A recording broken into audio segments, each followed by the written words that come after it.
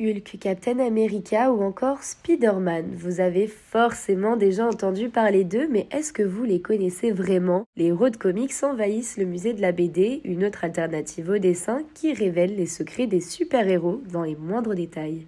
La Cité internationale en bande dessinée, ça veut dire de la bande dessinée internationale. Moi, je suis très content, c'est pas moi qui ai le pouvoir de forcer la Cité de décider quoi que ce soit, mais je suis très content que la Cité, donc le musée, se soit dit qu'il était temps de parler un petit peu de comics, non pas pour être un ayatollah des comics et dire voilà, je prêche que pour ma paroi, mais qu'on imagine mal le Festival de Cannes dire vous avez d'un côté le cinéma et de l'autre côté les movies.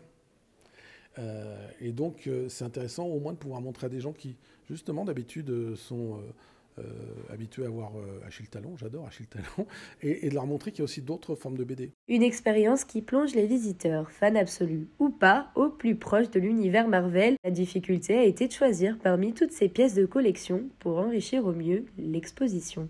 Chercher des planches, ça n'a pas été très compliqué, dans le sens où, comme c'est un milieu, le milieu des comics et des collectionneurs de comics, je commence un petit peu à le pratiquer, en ayant croisé des gens avec des réflexions indirectes ou des gens à qui j'en parlais qui me disaient « Ah bah tiens, va voir lui, sur telle série, il est imbattable ». On a assez vite fait le corpus, on va dire, de l'exposition.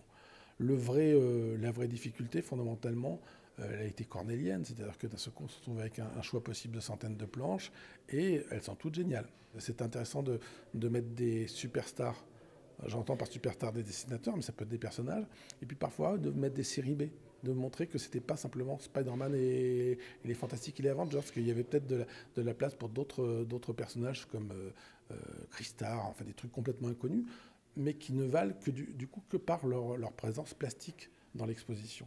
Entrer dans l'univers Marvel, c'est aussi redécouvrir les passions et les espoirs de ceux qui l'ont construit. L'entrée est à 10 €, 6 € pour les tarifs réduits et gratuit pour les moins de 18 ans. Marvel ouvre son multiverse jusqu'en mai 2025.